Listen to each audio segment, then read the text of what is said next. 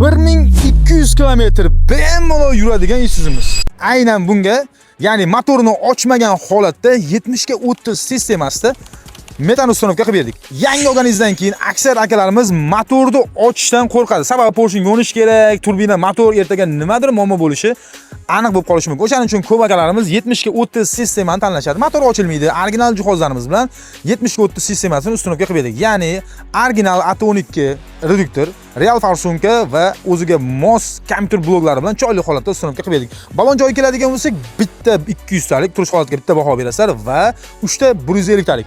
Hammasini idealniy holatga keltirdik. Endi akamiz bemalol qishda ertaga metanda nima muammo bo'ladigan bo'lsa, bemalol bitta knopka bilan dizelni o'zida ham harakat qilib kelsa bo'ladi. Qanday bo'ldi? Narx-navo qanday? Bizga qoniqarli, yaxshi.